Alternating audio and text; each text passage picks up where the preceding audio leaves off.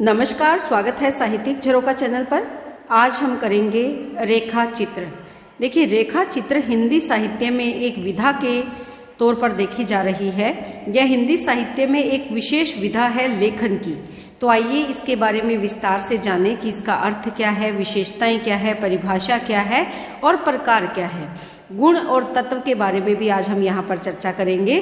तो आइए शुरू करते हैं। देखिए, रेखा चित्र के अर्थ की अगर बात करें तो रेखा चित्र का अर्थ है स्केच। स्केच इसको अंग्रेजी में क्या कहते हैं? स्केच कहते हैं। इसमें अंतर यह है कि जो अंग्रेजी का स्केच हम जिस शब्द का इस्तेमाल करते हैं ये कलम के द्वारा बनाया जाता है, जबकि रेखा चित्र शब्दों के माध्यम से उकेरे गए चित्र को कहा जाता है। यानी कलम से जो चित्र बनता है उसे अंग्रेजी में हम स्केच कहते हैं। रेखा चित्र कौन सा चित्र है? जो शब्दों के द्वारा चित्र बनता है वो क्या कहलाता है? रेखा चित्र कहलाता है।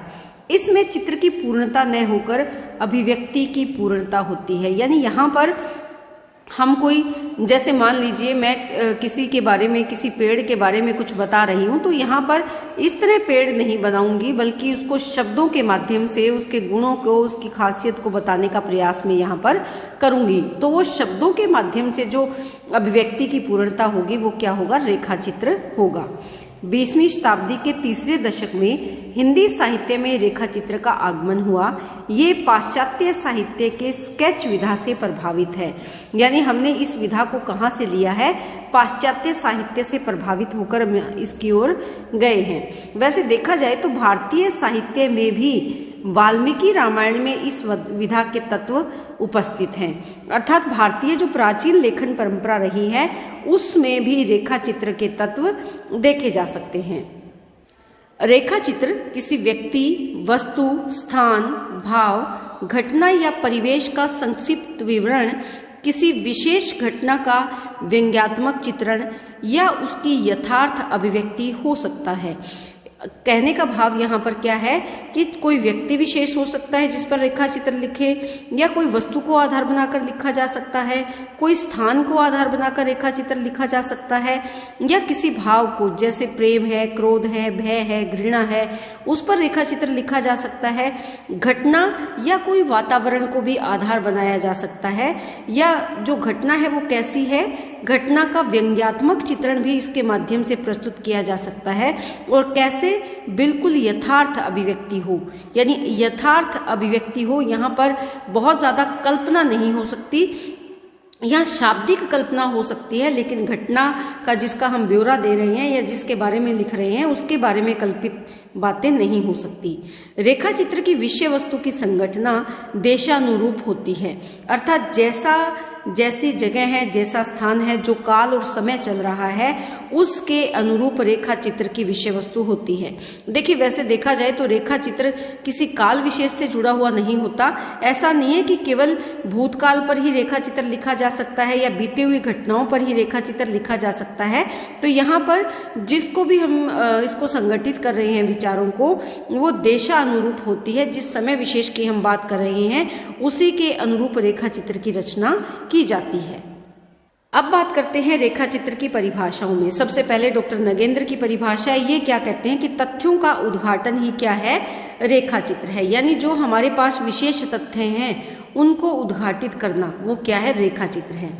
डॉक्टर विनय मोहन शर्मा क्या कहते हैं? व्यक्ति, घटना या दृश्य के अंकन को रेखा चित्र की संज्ञा दी जा सकती है। डॉक्टर गोविंद त्रिगुणायत के अगर विचारों को हम जाने तो रेखा चित्र चित्रकला और साहित्य के सुंदर मेल से उत्पन्न एक अभिनव कला रूप है।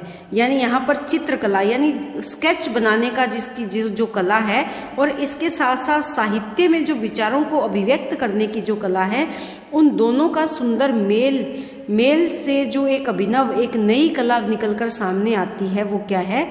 रेखा चित्र है। रेखा चित्रकार अपने मनस पटल पर, यानी अपनी मानसिक जो कागज कह सकते हैं, उस पर बिछी हुई शत शत समृद्धि रेखाओं में से उभरती हुई रमणीय रेखाओं को, रमणीय यानी जो सुंदर रेखाएं हैं, उनको अपनी कला की तुलिका से कई रंग से रंजित करके जीते जागते शब्द चित्र में वर्णित कर देता है। यही शब्द चित्र क्या कहलाते हैं? रेखा चित्र कहलाते हैं। कहने का भाव यहाँ पर क्या है कि हमारे मन के, हमारे मानसिक पटल पर अनेक ऐसी यादें होती है जो जिसमें से कुछ धुंधली होती है, कुछ बहुत ताज़ा होती है।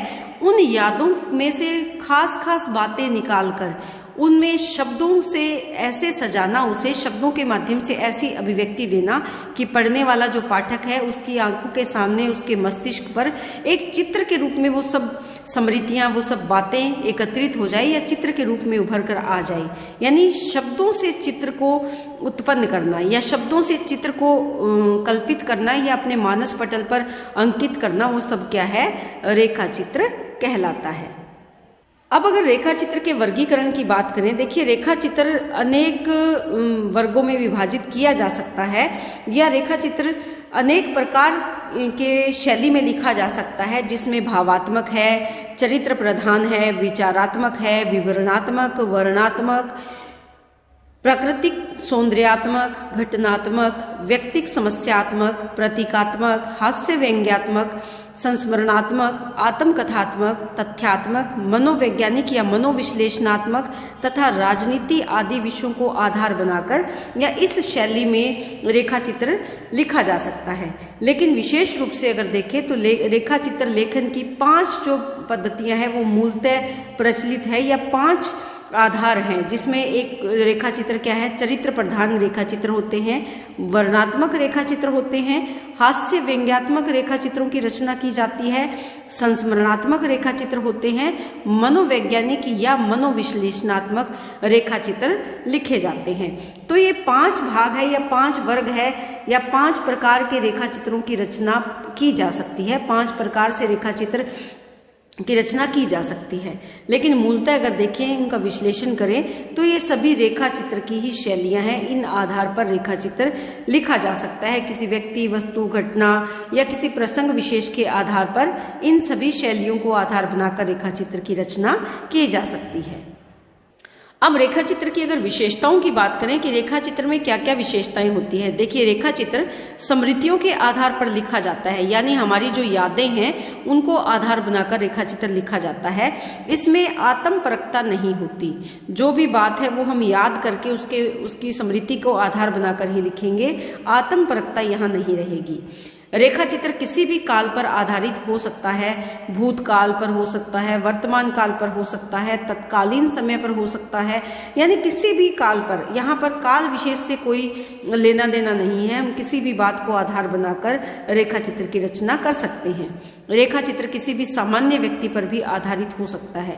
देखिए यहाँ पर कोई ज़रूरी नहीं है कि हम किसी व्यक्ति विशेष पर ही रेखा चित्र लिखें कि हाँ भाई वो ये व्यक्ति है जो खास व्यक्ति है, समाज में विशेष स्थान है, कला में इसको विशेष सम्मान मिला है, ऐसा नहीं है। हमारी यादों को जो झकझोरता है, हमारे मस्तिष्क में जिसकी याद है, जो स्मृति है, किसी विशेष घटना से जुड़ा हुआ अगर कोई व्यक्ति है तो हम उस पर भी रेखा चित्र लिख सकते हैं। रेखा चित्र में यथार्थ के भाव तो होते ही होते हैं, लेकिन उसके साथ साथ हम शब्दों से उसमें कल्पना को भी समावेश कर सकते हैं। यानी कल्पना का समावेश ऐसा नहीं है कि सारी बातें कोरी कल्पना पर आधारित हो, बातें किस पर आधारित होगी, यथार्थ पर, लेकिन उसके लेखन के तरीके में हम शाब्दिक कल्पना का प्रयोग करके उसे सुंदर बनाने के लिए इसका इस्तेमाल कर सकते हैं। रेखा चित्र में भाव तत्व की प्रधानता होती है, यानी यहाँ पर कौन सा तत्व प्रधान है, भाव तत्व को आधार बनाकर ही रेखा चित्र की रचना की जाती है। अब हिंदी साहित्य में प्रथम रेखा चित्र की अगर बात करें तो हिंदी के प्रथम रेखा चित्र के चित्रकार के रूप में अगर किसी को जाना जाता है तो वो है पदम सिंह शर्मा कमलेश। ये पदम सिंह शर्मा कमलेश को ही माना जाता है, ये इनका उपनाम है कमलेश। इनको हिंदी का प्रथम रेखा चित्रकार माना जाता है और इनका जो रेखा चित्र का संकलन है वो पद्म पराग के नाम से प्रकाशित हो चुका है। पद्म पराग को हिंदी का प्रथम रेखा चित्र भी स्वीकार किया गया है। तो ये बात आपको ध्यान में रखनी है कि पदम सिंह शर्मा कमलेश पहले रेखा चित्रकार हैं जिन्होंने हिंदी विधा में, हिंदी साहित्य में इस विधा को ये लेकर आए, इसके जन्मदाता माने जाते हैं। और दूसरा इनकी जो रचना है या प्रथम जो हिंदी में प्रथम जो रेखा चित्र है वो कौन सा है, पद्म पराग है। अब रेखा चित्र के गुण या तत्वों की अगर बात करें तो सबसे पहला यहाँ क्या है, विषय संबंधी एकात्मकता। देखिए रेखा चित्र का जो वर्णय विषय है वो एक ही बिंदु पर केंद्रित होना चाहिए। इसमें ज्यादा विस्तार की आवश्यकता न रहे, यानी हम पाठक को विषय से भटकाने का प्रयास ना करें, बल्कि एक ही विषय को केंद्र में रखकर हमें उस पर रेखा चित्र लिखना चाहिए। कुछ शाब्दिक रेखाएं मिलकर ऐसे भाव या बिंब को उजागर करें जो पाठक को उस वर्ण्य विषय का पूर्ण साक्षात्कार करवा सके, यानी उसे भटकाने का प्रयास ना करें, बल्कि जिस भी विषय को हमने लिया है वो विषय अपने आप में पूर्णता लिए हुए हो, ताकि जो पाठक है वो उसको पढ़कर उसके दिमाग में उससे जुड़े हुए भाव और बिंब उपस्थित हो सके। तो यहाँ पर पहली बात क्या ध्यान में रखनी है कि विषय से संबंधित एकात्मकता होना जरूरी है। दूसरी विशेषता क्या है या दूसरा तत्व इसका क्या है? अंतर्मुखी चारित्रिक विशेषता। देखिए, जो रेखा चित्र के वर्ण्य विषय है उसमें बाहरी अन्य विषय के लिए कोई स्थान नहीं। बात तो लगभग ये ऊपर वाली ही है कि केवल एक विषय होना चाहिए, बाहर का या अन्य कोई विषय का इसमें कोई स्थान नहीं, यानी वर्ण्य विषय के मूल भाव को ही यहाँ पर महत्व दिया जाना चाहिए। इस भाव को केंद्र में रख कर ही रेखा चित्र की रचना करनी चाहिए, यानी वो रेखा चित्र कैसा होना चाहिए? अंतर्मुखी होना चाहिए, बहिर्मुखी नहीं होना चाहिए। अंतर्मुखी में मूल भाव को ध्यान में रखकर ही रचना की जानी चाहिए।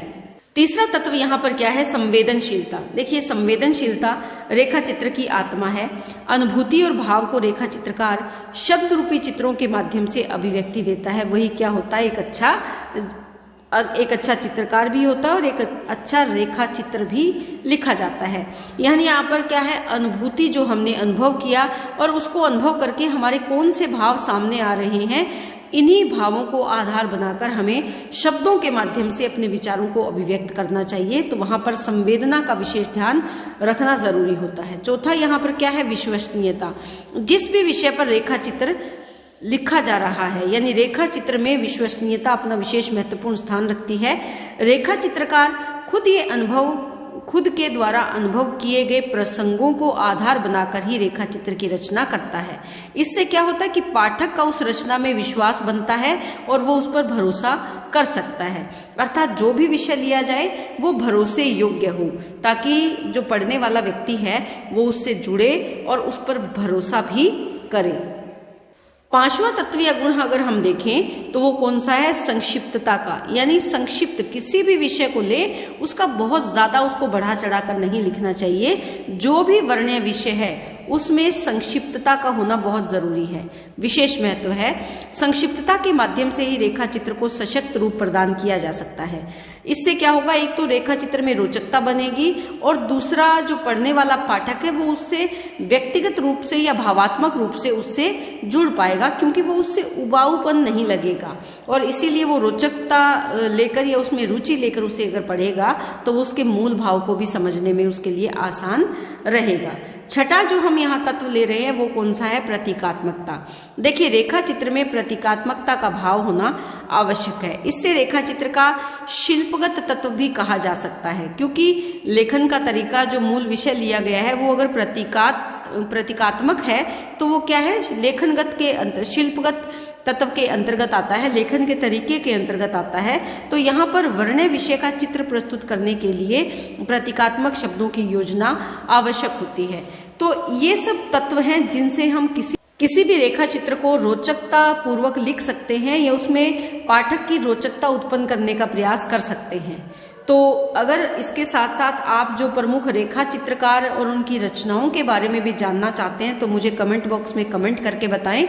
ये रेखा चित्र के बारे में संपूर्ण वीडियो बनाने की मैंने कोशिश की है, लेकिन इससे जुड़ा हुआ कुछ और प्रश्न आपके अगर मन में है तो उसके बारे में मुझे बताएं, ताकि मैं उसको आधार बनाकर भी वीडियो बना सकूं।